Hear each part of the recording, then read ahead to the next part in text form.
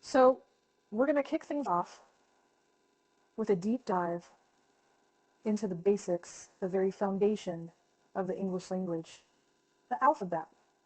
Now, there are 26 letters in the English alphabet. They all come in order, starting from A and ending at Z, or Z, as our friends across the pond might say.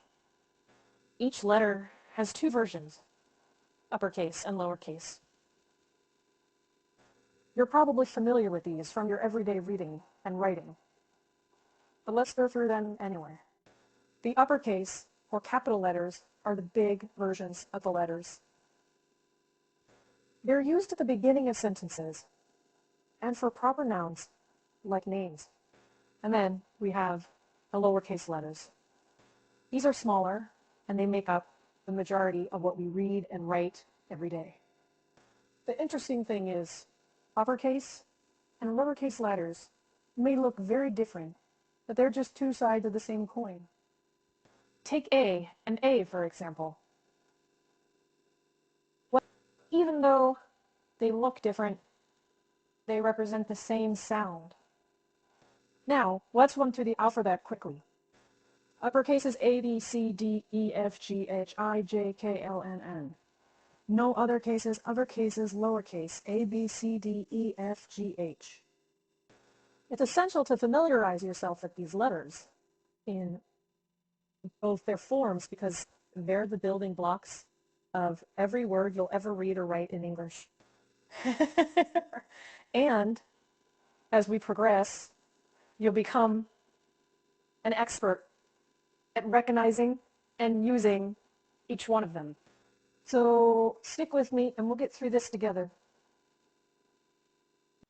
Moving forward, we're now going to tackle the pronunciation of each letter in the English alphabet. This part is super important because the way you pronounce these letters will ultimately influence how you sound when you speak English. Now, you might be thinking, aren't all the letters pronounced the same way? Well, yes. And no. While the basic pronunciation of each letter is pretty much the same, there can be slight variations depending on whether you're using American or British English. Let's start with the letter A, for instance. In American English, A can be pronounced like the A in apple. Meanwhile, in British English, it can sound like the A in bath. Then, there's the letter Z.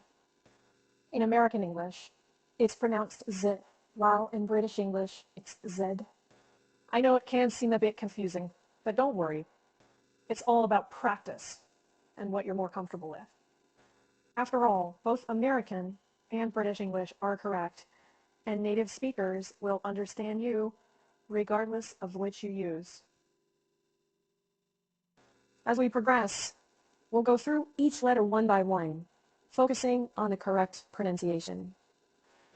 We'll also highlight the main differences between American and British English, so you'll be well equipped no matter which style you prefer. Remember, mastering pronunciation is key to being understood when you speak English. So let's take our time and get it right. And before you know it, you'll be pronouncing these letters like a pro. So let's keep the ball rolling, shall we?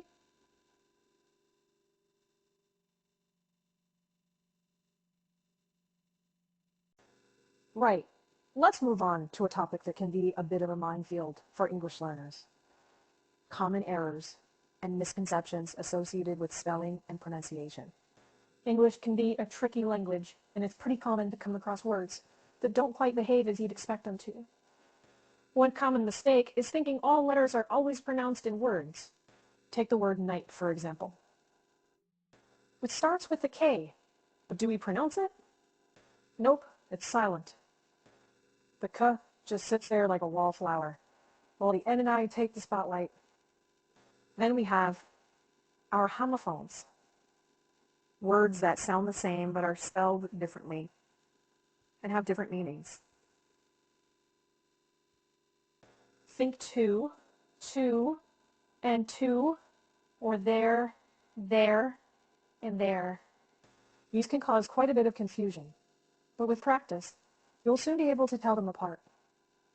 Another common error is the pronunciation of vowels. In English, vowels can have both short and long sounds, and knowing which one to use can be a bit of a challenge. For example, the A in cat is short, while the A in cake is long. And let's not forget about our infamous sound. It doesn't make a sound itself, but it can change the pronunciation of the vowel before it. Like in hat and hate, the E makes the say its name. You can seem a lot, right? But don't worry. The key to mastering all these tricky elements is practice.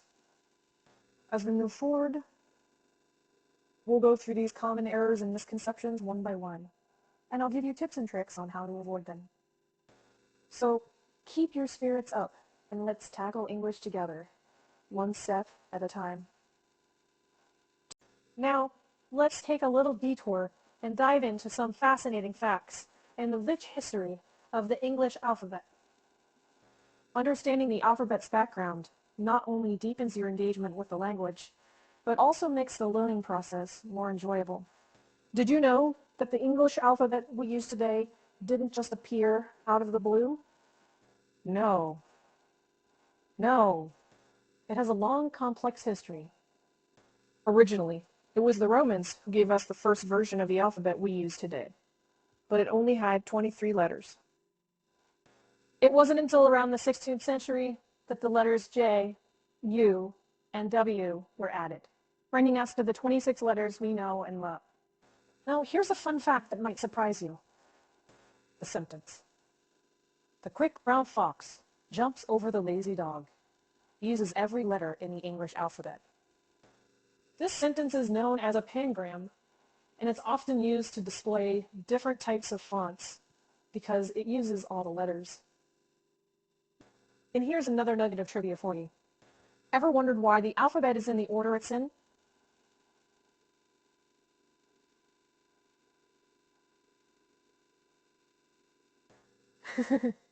Well, no one really knows for sure. The order of the letters seems to be based on a system that's been used for thousands of years, and its origins are a bit of a mystery. Isn't all that interesting? The English alphabet is not just a set of letters. It's a living piece of history that's evolved over time. And the better you understand that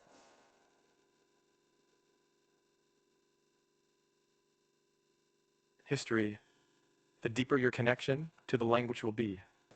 So, as we continue on this journey, remember that each letter has a story to tell, and each one plays a crucial role in making English the diverse and dynamic language it is today.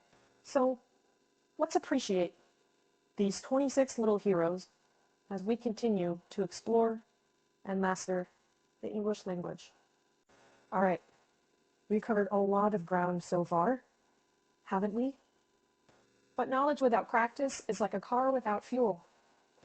So let's talk about some practical exercises and activities to practice spelling and pronunciation to really get your English skills revving. One tried and true method is flashcards.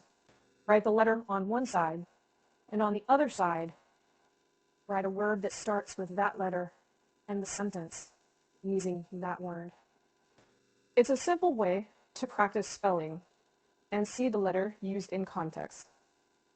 Plus, you can carry them with you and practice anytime, anywhere. Next up, reading out loud. This helps with both pronunciation and spelling. As you read, you'll naturally start to recognize how words are spelled and how they should sound. Children's books are great for beginners because they often have simple vocabulary and lots of repetition. Another fun way to practice is through games. Ever tried a spelling bee? It's not just for kids. You'll be surprised how much your spelling improves when you're trying to outspell your friends. And don't forget about online games and apps. There are plenty out there specifically designed for English learners. And last but not least, practice writing. Write a daily journal, an email to a friend, a short story, whatever you like. The more you write, the more comfortable you'll become with spelling and sentence structure. Remember, the key to mastering any language is practice, practice, and more practice. Don't worry about making mistakes. They're just stepping stones on your path to fluency. So, go ahead, dive into these exercises and activities, and watch your English skills soar. Let's do this together, one letter at a time.